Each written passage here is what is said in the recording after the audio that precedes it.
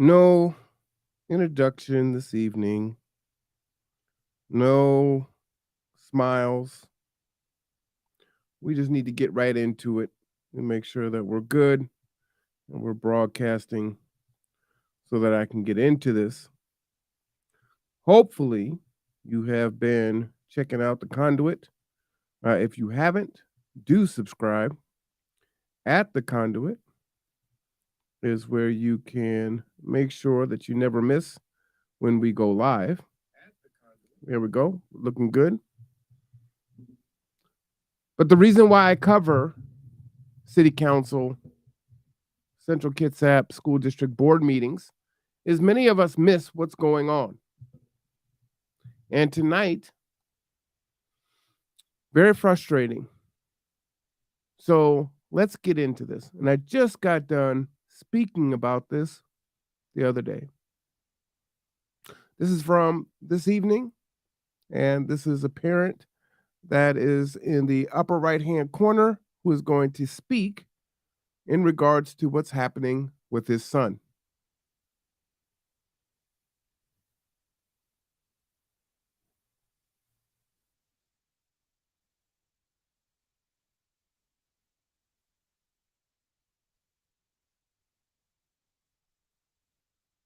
Now, he's a little low. What he's saying is back in October, he came to them. It's April.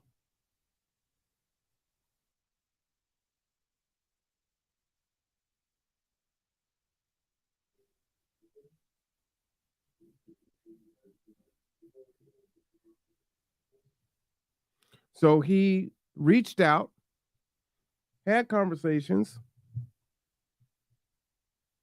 and has not had any resolution. Just want to make sure that you can hear what he's saying here.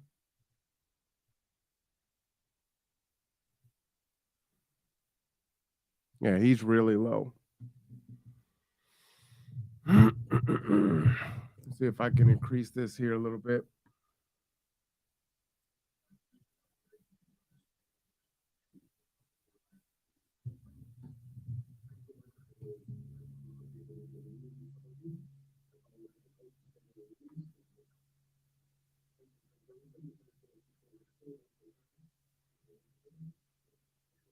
So he's saying that he has reached out to administration, to the board, with no resolution. Okay.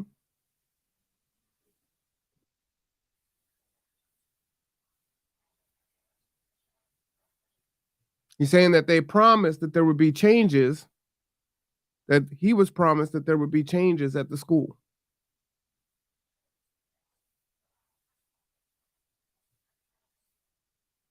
That they were going to address potential security breaches.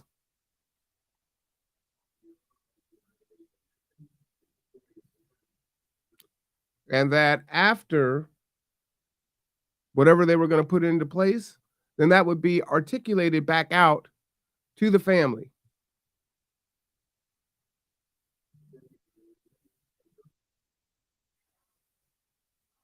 So they were never informed. They don't know if it's taken place or they're in limbo, right? Now again, this is months. School year is almost over.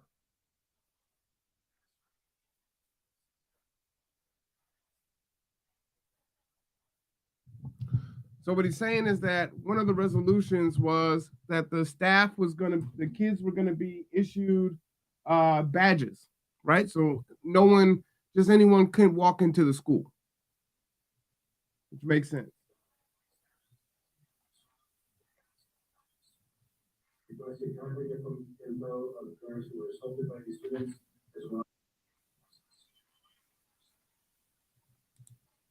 All right. So what he's talking about here is his son was held at gunpoint. We're talking about Central Kitsap CK.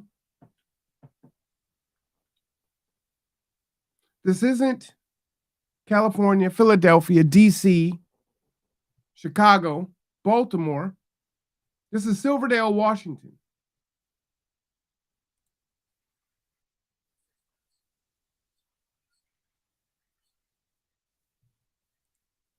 So he's saying it's been 6 months, no resolution. And what little the school has done or the district has done to this point has had the opposite effect. Now you can watch this the school board meeting. It is in the description here.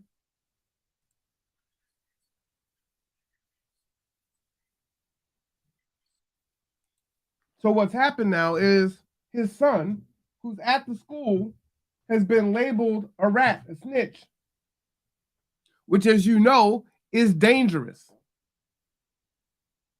I just had a conversation about this a couple days ago. And we say, "Oh, not in our town." Right? That's the inner city. That's across the country. That's down south. So what we fail to realize is our ecosystem is global. The music they listen to, the social programming, doesn't matter where you're at, right? So they're going to mimic that behavior. They're going to take on those traits. Right? They don't just sag pants in one city, right? This permeates the culture. So it's here.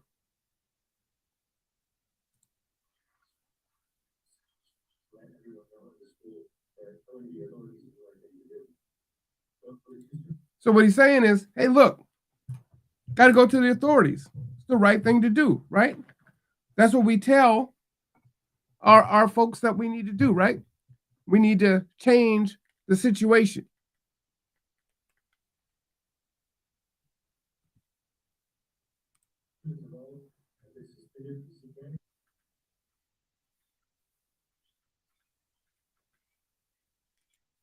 So he's saying the school, the students who were involved, they've been suspended for the year. But what happens next year or the year after that? His son is still a student who only wants to go to high school, have a high school experience like every other kid should have, and graduate. Now listen to what his kid is going through.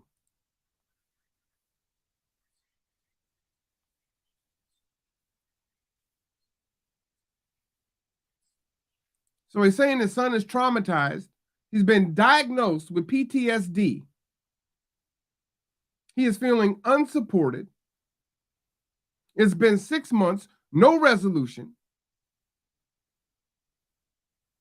You have active parents that are here trying to advocate for their son.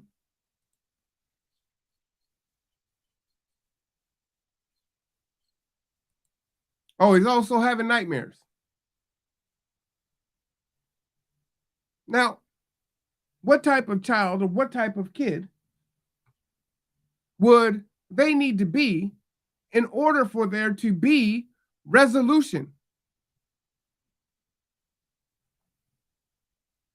And when this father came and spoke 6 months ago, I actually happened to be there. And I'm appalled that it's been a half a year, almost the entire school year, with no resolution.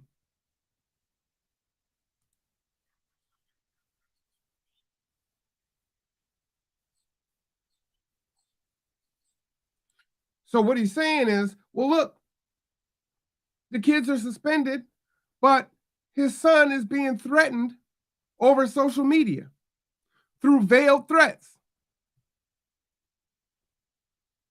right? We can read between the lines. We know what's being said. We know what the intent is. And not only that, but, well, the kids that were suspended, they have friends. So they pass on messages directly at school. So imagine you go into class, you're just trying to get past it, and you've got their friends coming up and passing on threats.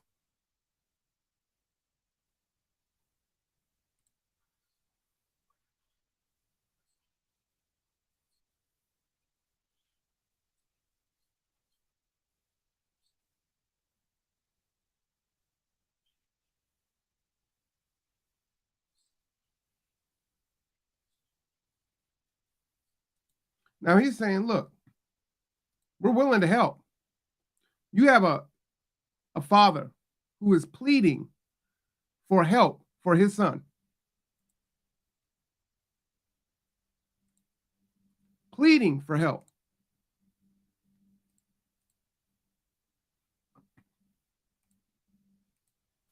We need another meeting with Craig Johnston. We need a meeting with Miles' teachers all at the same time. We need to know the other parents who were affected by the assailants. How do we know our school's going to be protected? I heard a lot of talk earlier about our schools safe and sheriffs know what's going on. Do they? Please engage us. So he ends it asking for, please engage us. Wanted to make sure we had enough time. Yeah. Should not have to beg the school board for help for his son to go to school. You know, we'll have another conversation about this at another time. But we know the statistics and we say, hey, you know, we need our fathers, especially our Black fathers in our community, to be present in their children's life and to be an advocate. Well, here you have a Black father who is present and advocating for his son for 6 months with no resolution.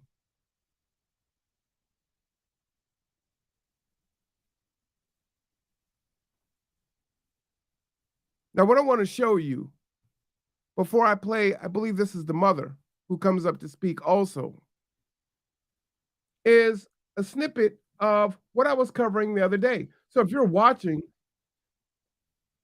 national news, then you know what's going on. And if you watched my broadcast the other day, I went into quite a bit of detail on it. So when we don't address these things, this is what tends to be the potential consequence of inaction.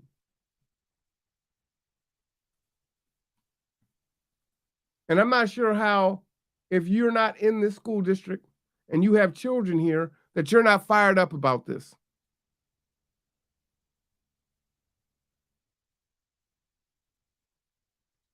South Baltimore. And you can say, how does it get worse when you already have a child dead? I went to Jalen's mom and I said, your son threatened my son with a gun. My son is getting ready to turn 17. My son would really hurt your son. It's a shame. This woman is speaking on the 12-year-old Jalen. She said that she warned his mother before all this even happened to him. What made you go to his mom about what? Because Wait. So the 12-year-old Jalen, who was murdered, threatened her oldest son, who's 17, with a gun. She goes to Jalen's mother and says, hey, this is going on. And she'll tell you what the response was. Now I'm reflecting on this because at this point, it's, and I'm putting air quotes in here, it was just an armed robbery, right? Kid comes in, pulls out a gun, and robs his son at gunpoint. So at this point, it's just an armed robbery on school grounds. Now, this story here that I covered, kids getting bullied. He has no recourse. And you know what? Let me just play it. Her younger son, who's 12, is afraid, so he gets an Uzi.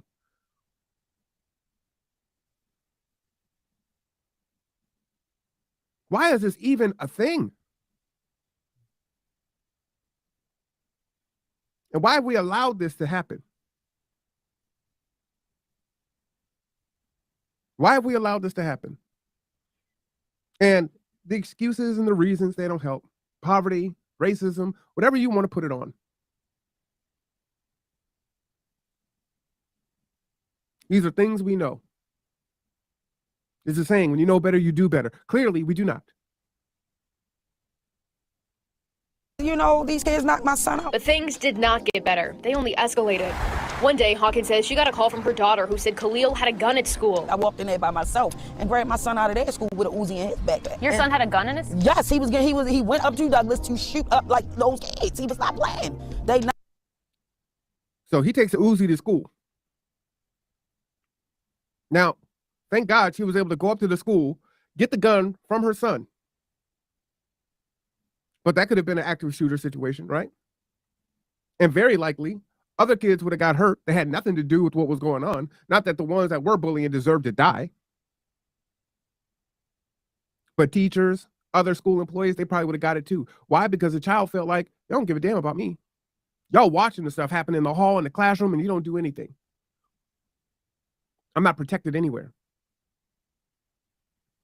And if the cops that come up there and they hear, oh, he's got an Uzi. Tamir Rice, anyone? Because they're going to be afraid for their lives. But these kids and these parents live in perpetual fear. I literally just talked about this the day before yesterday. Now, this young man, he hasn't went out and got an Uzi, but the scenario is the same. That 12-year-old was being bullied. He was being beat up. He was knocked unconscious. He felt like he had no recourse. So he takes the Uzi to school. Well, he gets an Uzi. He's got it at school. The mother goes up and gets the Uzi. Now, there's several ways that this can play out. That is one scenario. The other scenario, and I'm going to go ahead and put this on there, so if anyone is feeling like they want to hurt themselves or someone else, there are resources 24/7, 365. You can call 888-910-0416 or go to imhurting.org.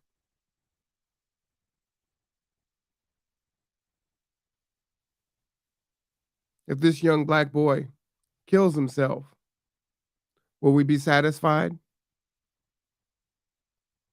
If this young black boy is out at the mall or somewhere else and gets assaulted or worse, shot, will we be satisfied?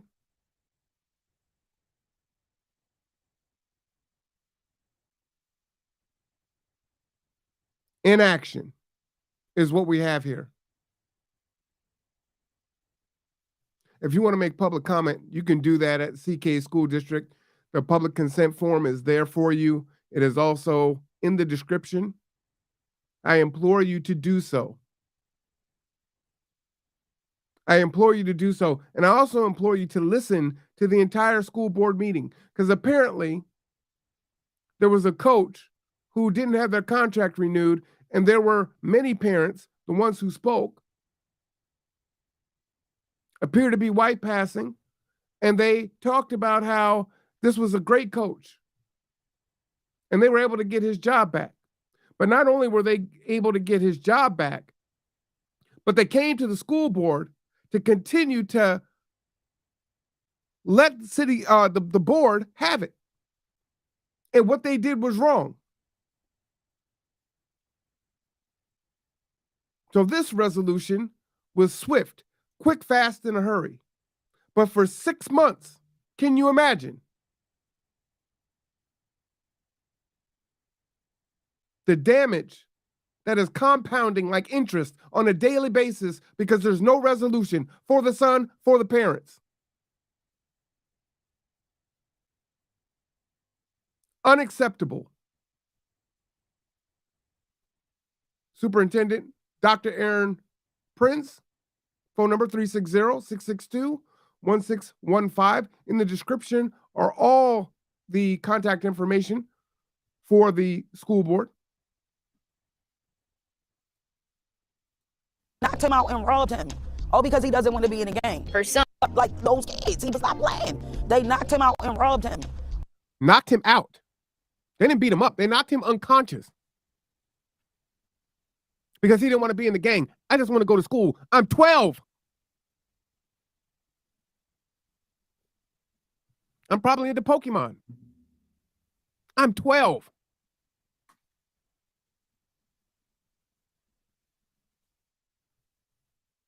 So this is how it begins, right?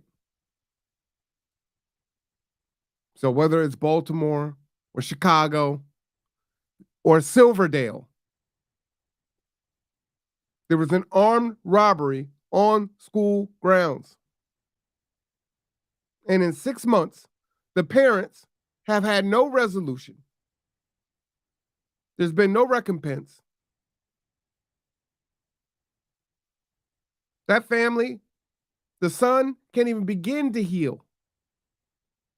His grades are suffering. And he's likely to be forever changed from this experience.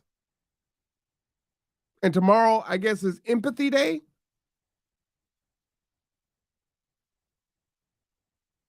Tokenism and platitudes do us no good.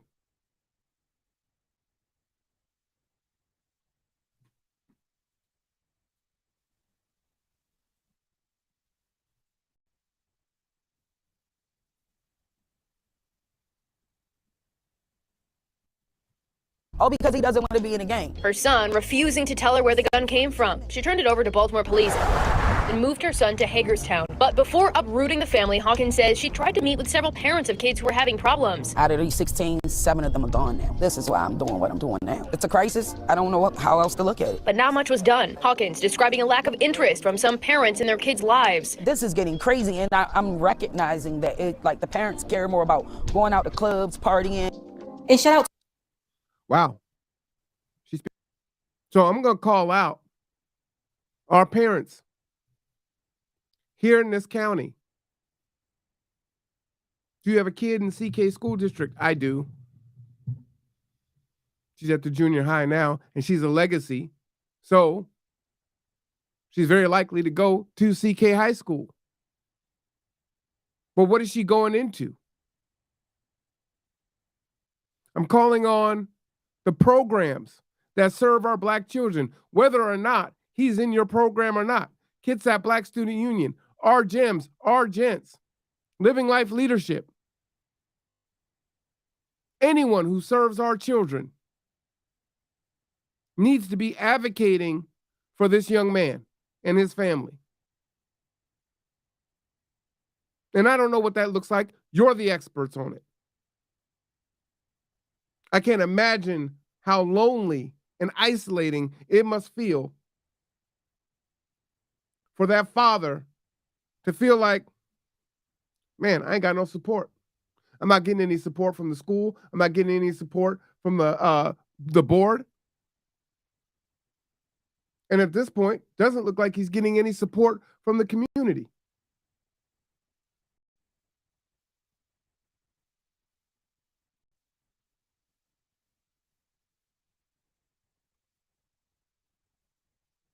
And I wonder why that is.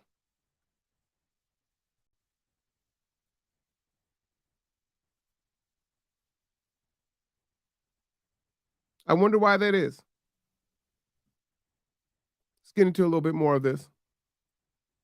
And you're doing, and I want you to feel the gravity, the failure to my son. I want you to hold it, I want you to own it. He knew when he reported being held up at gunpoint. This is the mother. People involved. She wants them to own it, to feel it. Quote, when my son was held up at gunpoint,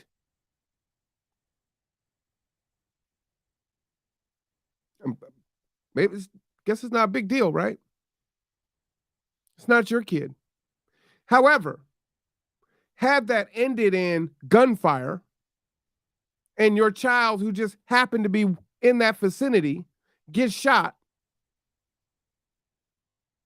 then you got something to say about it, right?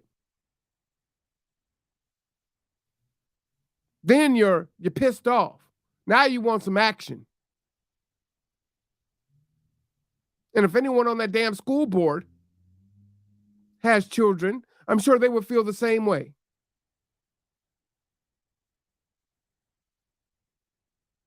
This pisses me off. We're going to blame him and hold him accountable. He knew that, and he made that decision. He did the hard right thing. And he looked me in my eyes and told me he has seen no changes at school. He does not feel safe. He continues. He does not feel safe. You know, our show on Friday night with Black women, they were talking about how they don't feel safe.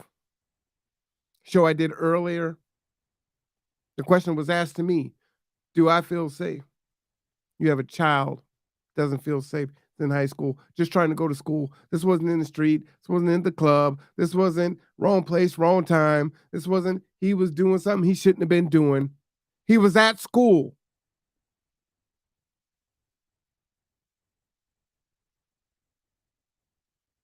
To be threatened through protected free speech, song lyrics that get put onto the internet, veiled threats put onto social media, kids at school passing along helpful reminders that they ran into so-and-so and they still intend on shooting you. Right. So that's what I was saying earlier, right? That friends of theirs are talking to him in the hallway and saying, hey, you know, I talked to old boy and he still intends on shooting your ass when he gets a chance. Playing song lyrics that are alluding to getting killed or murdered or shot.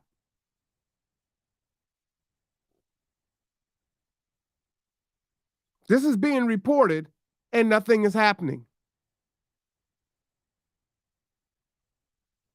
And parents, the parents are complicit.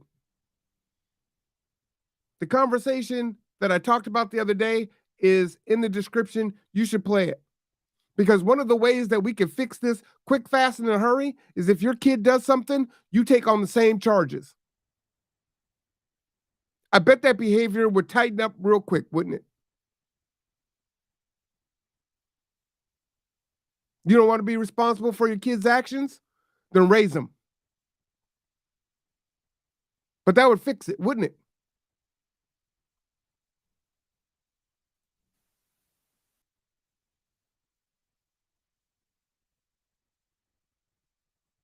This is Silverdale.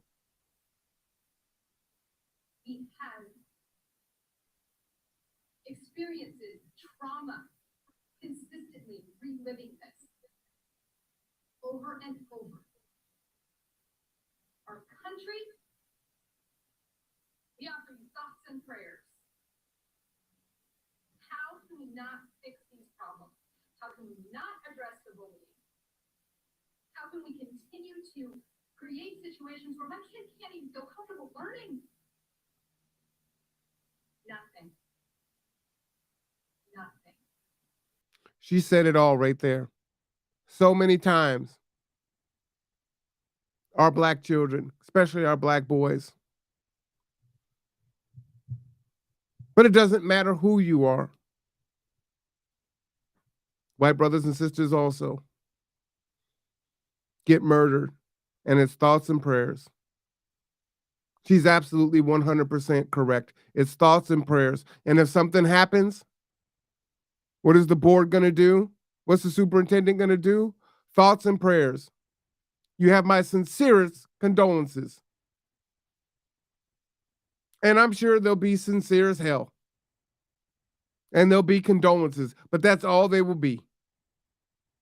When something could have been done. When something should have been done.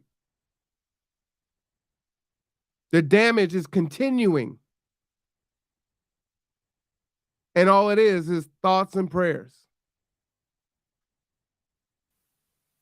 Do I need to go buy my kid a bulletproof sweatshirt so he can feel comfortable going to school? Now, she just said, should I go and buy my son a bulletproof sweatshirt?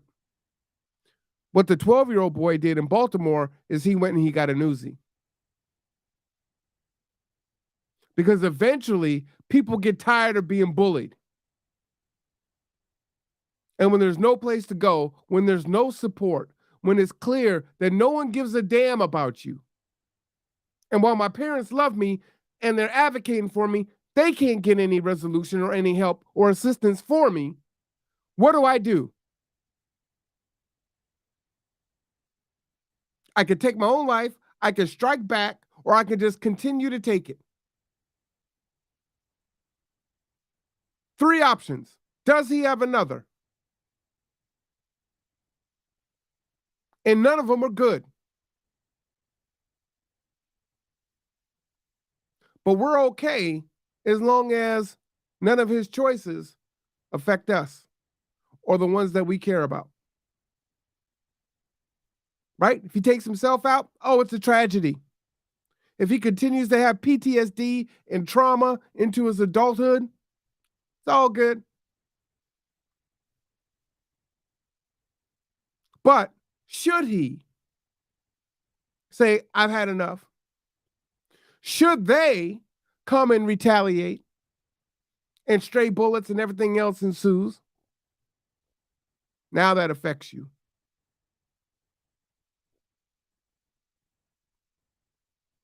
Whether it's homelessness or anything else, we put a blind eye to this stuff until it becomes an issue that affects us directly. And then we want resolution. Parents should be pissed off tonight. Parents should be pissed off tonight. And while a coach didn't have his contract renewed, he wasn't fired, he just didn't have his contract renewed.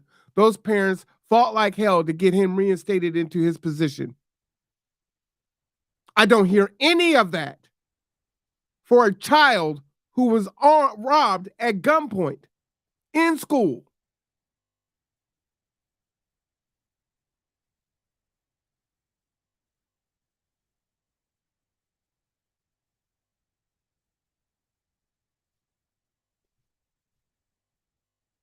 I just want you to look at the body language of the board.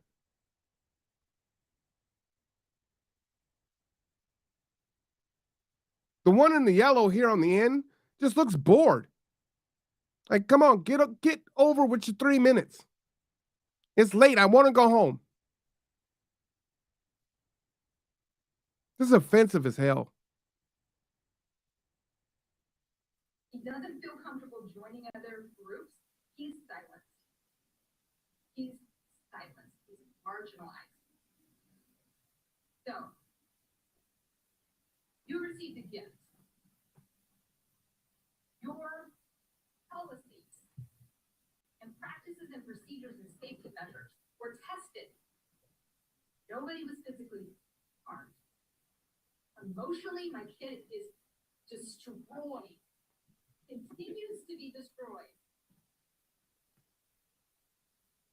Are you going to take advantage of what you've been offered as a gift and fix the solutions?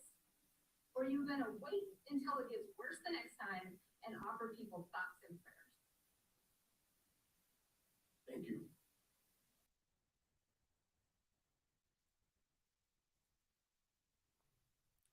Again, let's be real. Let's be real, Black community. Is it hard for you to come and show support because the mother's white? We know that's an issue in our community. Is that the problem? If it was a Black mother, would it be easier for you to come up and stand up for the Black father and the Black son?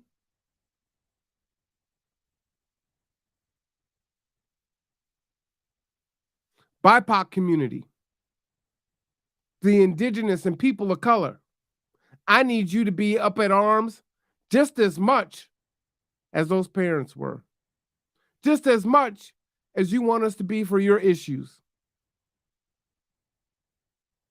White folks, we need you to do the same. This affects us all. This affects all of our children. This isn't Baltimore. This isn't DC. It's not Philadelphia. It's not California.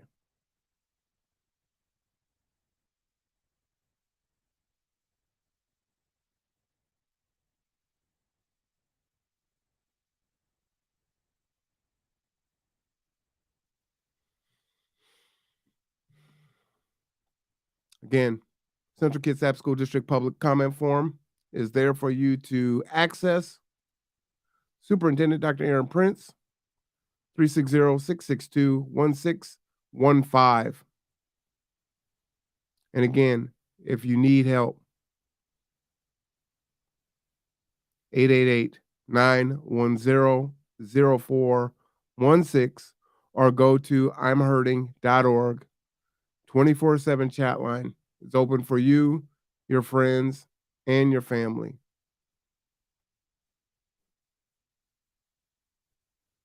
To the family that is going through this, if someone knows them directly, you can pass on my information.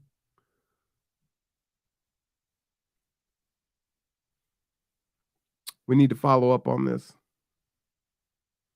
We need to make sure that something happens. We need to make sure that this young man begins to heal, begins to feel safe. This is a small town. This is a small community.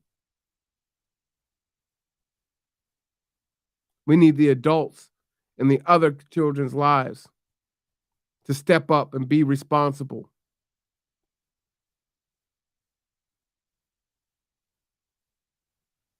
You know, a lot of times people know who they can pick on.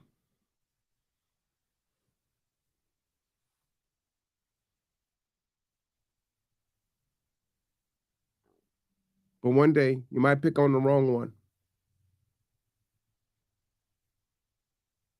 What's worse?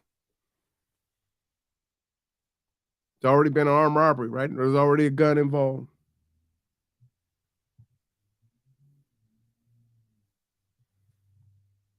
So if the police get called in response to the kids that pulled the gun, they have to go in with a heightened awareness. And do they become a statistic?